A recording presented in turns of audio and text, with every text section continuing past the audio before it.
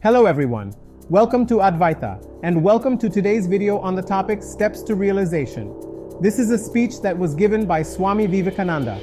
First among the qualifications required of the aspirant for jnana or wisdom come shama and dhamma, which may be taken together.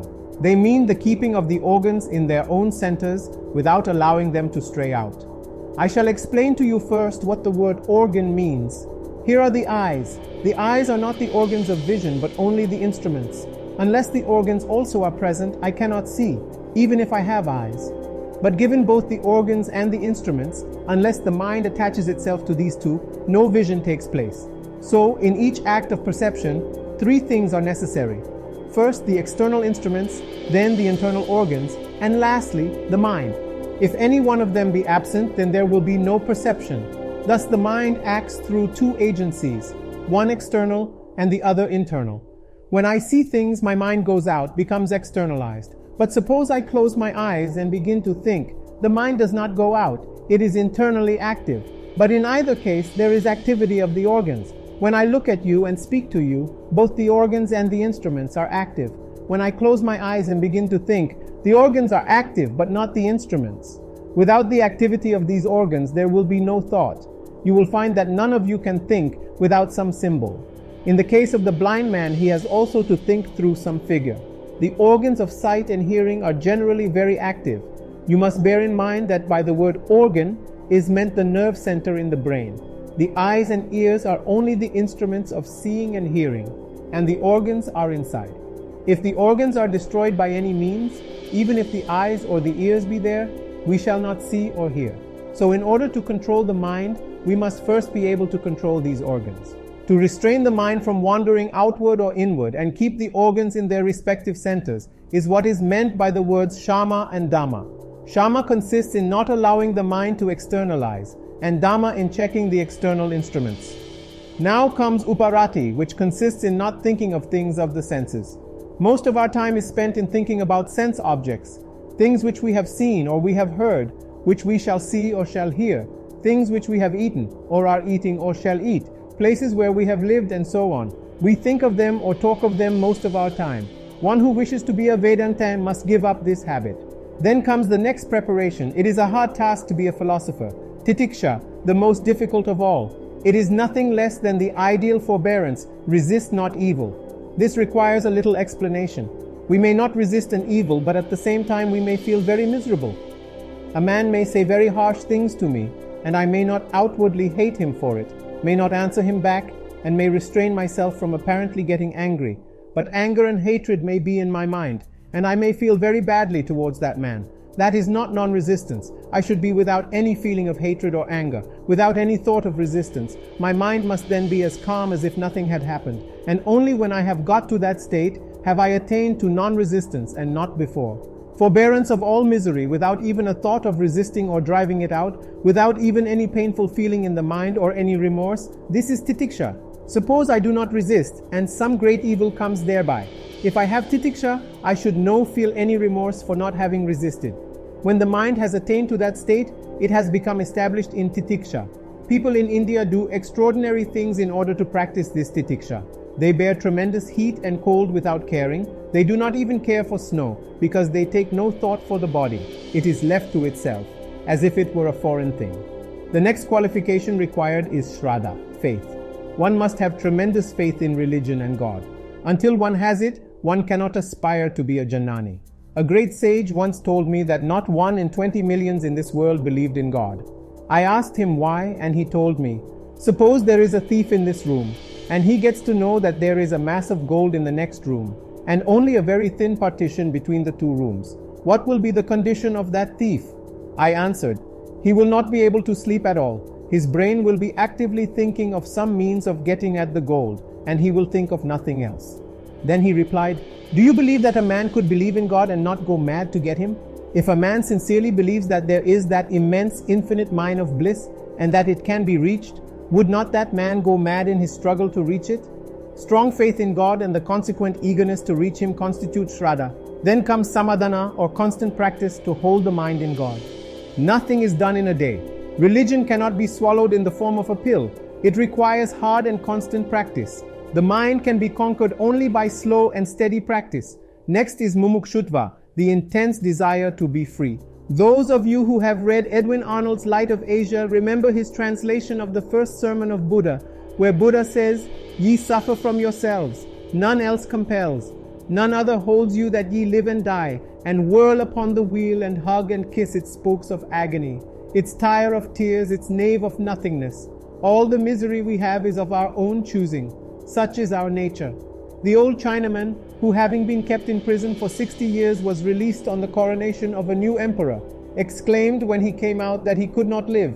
He must go back to his horrible dungeon among the rats and mice. He could not bear the light, so he asked them to kill him or send him back to the prison, and he was sent back. Exactly similar is the condition of all men. We run headlong after all sorts of misery and are unwilling to be freed from them. Every day we run after pleasure, and before we reach it, we find it is gone. It has slipped through our fingers. Still, we do not cease from our mad pursuit, but on and on we go, blinded fools that we are. In some oil mills in India, bullocks are used that go round and round to grind the oil seed. There is a yoke on the bullock's neck. They have a piece of wood protruding from the yoke, and on that is fastened a wisp of straw. The bullock is blindfolded in such a way that it can only look forward, and so it stretches its neck to get at the straw, and in doing so, it pushes the piece of wood out a little further, and it makes another attempt with the same result, and yet another, and so on. It never catches the straw, but goes round and round in the hope of getting it, and in so doing, grinds out the oil. In the same way, you and I, who are born slaves to nature, money and wealth, wives and children, are always chasing a wisp of straw, a mere chimera, and are going through an innumerable round of lives without obtaining what we seek. The great dream is love. We are all going to love and be loved. We are all going to be happy and never meet with misery. But the more we go towards happiness, the more it goes away from us. Thus the world is going on, society goes on, and we blinded slaves have to pay for it without knowing. Study your own lives and find how little of happiness there is in them, and how little in truth you have gained in the course of this wild goose chase of the world. Do you remember the story of Solon and Croesus? The king said to the great sage that Asia Minor was a very happy place. And the sage asked him, "Who is the happiest man? I have not seen anyone very happy." "Nonsense," said Croesus. "I am the happiest man in the world." "Wait, sir, till the end of your life. Don't be in a hurry," replied the sage, and went away. In course of time, that king was conquered by the Persians, and they ordered him to be burnt alive. The funeral pyre was prepared, and when poor Croesus saw it, he cried aloud, "Solon, Solon!" On being asked to whom he referred, he told his story, and the Persian emperor was touched and saved his life. Such is the life story of each one of us. Such is the tremendous power of nature over us. It repeatedly kicks us away, but still we pursue it with feverish excitement. We are always hoping against hope. This chimera maddens us. We are always hoping for happiness.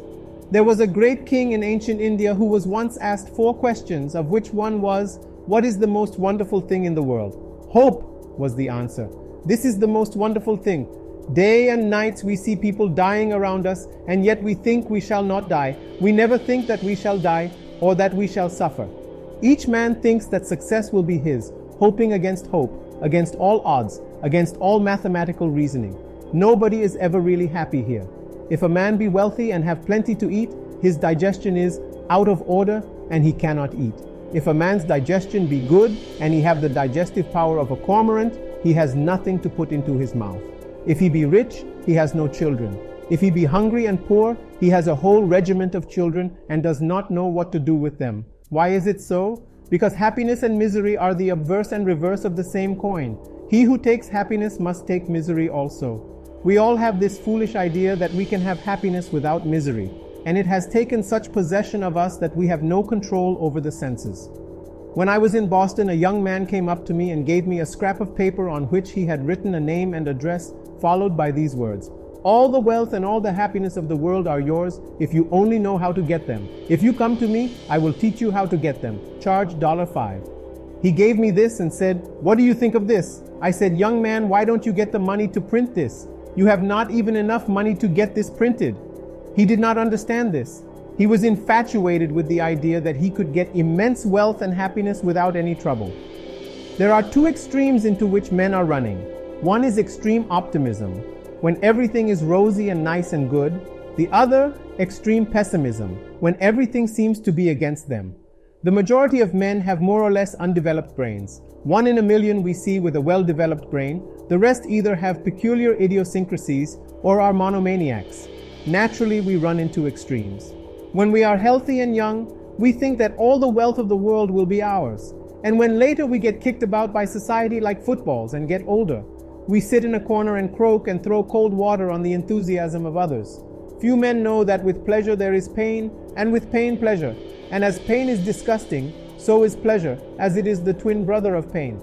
It is derogatory to the glory of man that he should be going after pain, and equally derogatory that he should be going after pleasure. Both should be turned aside by men whose reason is balanced. Why will not men seek freedom from being played upon? This moment we are whipped, and when we begin to weep, nature gives us $1. Again we are whipped, and when we weep, nature gives us a piece of gingerbread, and we begin to laugh again. The sage wants liberty. He finds that sense objects are all vain, and that there is no end to pleasures and pains. How many rich people in the world want to find fresh pleasures? All pleasures are old, and they want new ones. Do you not see how many foolish things they are inventing every day, just to titillate the nerves for a moment? And that done, how there comes a reaction.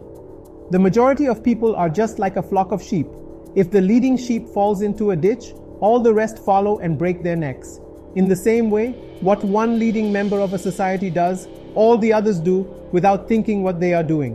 When a man begins to see the vanity of worldly things, he will feel he ought not to be thus played upon or borne along by nature. That is slavery. If a man has a few kind words said to him, he begins to smile. And when he hears a few harsh words, he begins to weep. He is a slave to a bit of bread, to a breath of air, a slave to dress, a slave to patriotism, to country, to name, and to fame. He is thus in the midst of slavery, and the real man has become buried within through his bondage. What you call man is a slave. When one realizes all this slavery, then comes the desire to be free. An intense desire comes. If a piece of burning charcoal be placed on a man's head, see how he struggles to throw it off. Similar will be the struggles for freedom of a man who really understands that he is a slave of nature. We have now seen what mumukshutva, or the desire to be free, is. The next training is also a very difficult one, nitya viveka, discriminating between that which is true and that which is untrue, between the eternal and the transitory. God alone is eternal, everything else is transitory. Everything dies, the angels die, men die, animals die, earths die, sun, moon, and stars all die. Everything undergoes constant change. The mountains of today were the oceans of yesterday and will be oceans tomorrow. Everything is in a state of flux. The whole universe is a mass of change. But there is one who never changes, and that is God. And the nearer we get to Him, the less will be the change for us, the less will nature be able to work on us. And when we reach Him and stand with Him, we shall conquer nature. We shall be masters of phenomena of nature, and they will have no effect on us. You see, if we really have undergone the above discipline, we really do not require anything else in this world. All knowledge is within us. All perfection is there already in the soul. But this perfection has been covered up by nature. Layer after layer of nature is covering this purity of the soul. What have we to do? Really, we do not develop our souls at all. What can develop the perfect? We simply take the evil off, and the soul manifests itself in its pristine purity, its natural, innate freedom. Now begins the inquiry. Why is this discipline so necessary? Because religion is not attained through the ears, nor through the eyes, nor yet through the brain. No scriptures can make us religious. We may study all the books that are in the world, yet we may not understand a word of religion or of God. We may talk all our lives and yet may not be the better for it. We may be the most intellectual people the world ever saw, and yet we may not come to God at all. On the other hand, have you not seen what irreligious men have been produced from the most intellectual training? It is one of the evils of your Western civilization that you are after intellectual education alone and take no care of the heart. It only makes men 10 times more selfish, and that will be your destruction. When there is conflict between the heart and the brain, let the heart be followed, because intellect has only one state, reason, and within that, intellect works and cannot get beyond. It is the heart which takes one to the highest plane, which intellect can never reach. It goes beyond intellect and reaches to what is called inspiration. Intellect can never become inspired. Only the heart, when it is enlightened, becomes inspired. An intellectual, heartless man never becomes an inspired man. It is always the heart that speaks in the man of love. It discovers a greater instrument than intellect can give you, the instrument of inspiration. Just as the intellect is the instrument of knowledge, so is the heart the instrument of inspiration. In a lower state, it is a much weaker instrument than intellect. An ignorant man knows nothing, but he is a little emotional by nature. Compare him with a great professor. What wonderful power the latter possesses. But the professor is bound by his intellect, and he can be a devil and an intellectual man at the same time. But the man of heart can never be a devil. No man with emotion was ever a devil. Properly cultivated, the heart can be changed and will go beyond intellect. It will be changed into inspiration. Man will have to go beyond intellect in the end.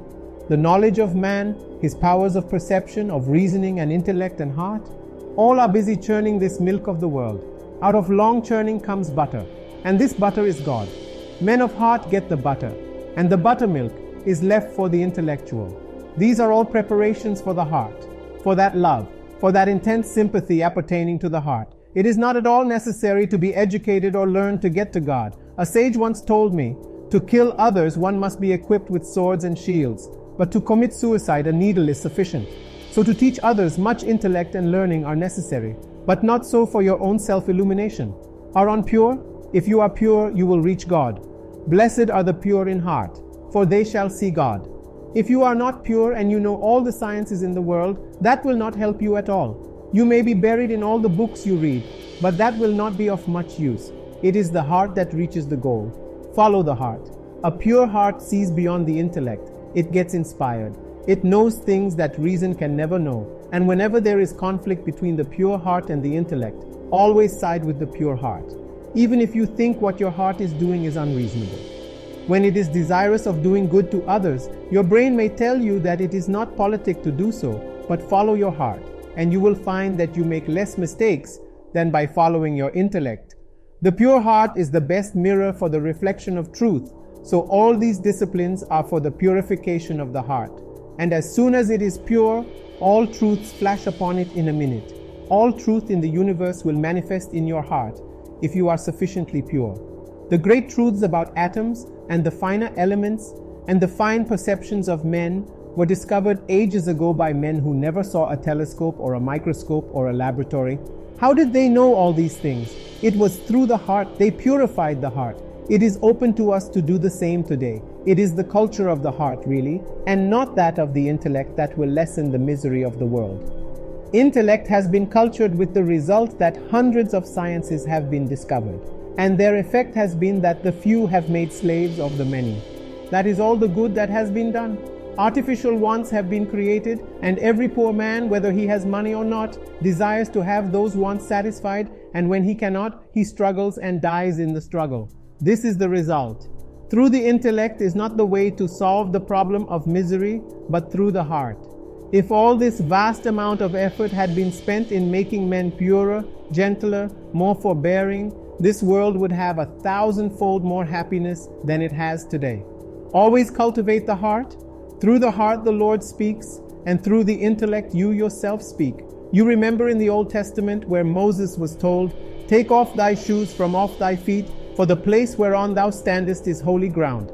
We must always approach the study of religion with that reverent attitude. He who comes with a pure heart and a reverent attitude, his heart will be opened, the doors will open for him, and he will see the truth.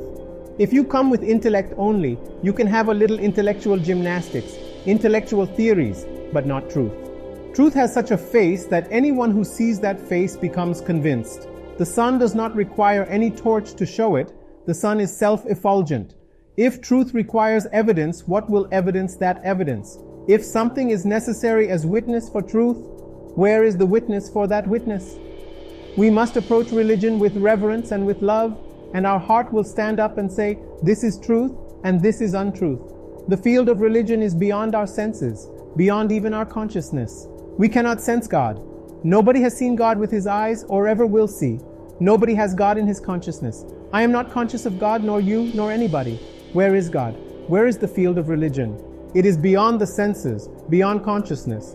Consciousness is only one of the many planes in which we work. You will have to transcend the field of consciousness, to go beyond the senses. approach nearer and nearer to your own center. And as you do that, you will approach nearer and nearer to God. What is the proof of God? Direct perception, pratyaksha. The proof of this wall is that I perceive it. God has been perceived that way by thousands before, and will be perceived by all who want to perceive him. But this perception is no sense perception at all. It is super sensuous, super conscious, and all this training is needed to take us beyond the senses. By means of all sorts of past work and bondages, we are being dragged downwards. These preparations will make us pure and light. Bondages will fall off by themselves, and we shall be buoyed up beyond this plane of sense perception to which we are tied down, and then we shall see and hear and feel things which men in the three ordinary states, viz. Waking, dream, and sleep, neither feel, nor see, nor hear. Then we shall speak a strange language, as it were, and the world will not understand us, because it does not know anything but the senses. True religion is entirely transcendental. Every being that is in the universe has the potentiality of transcending the senses. Even the little worm will one day transcend the senses and reach God. No life will be a failure. There is no such thing as failure in the universe. 100 times man will hurt himself. 1,000 times he will tumble. But in the end, he will realize that he is God. We know there is no progress in a straight line. Every soul moves, as it were, in a circle and will have to complete it. And no soul can go so low, but there will come a time when it will have to go upwards. No one will be lost. We are all projected from one common center, which is God. The highest as well as the lowest life God ever projected will come back to the Father of all lives, from whom all beings are projected, in whom all live, and unto whom they all return. That is God. Thanks for listening. Make sure to subscribe to our YouTube channel, and I'll see you in the next video.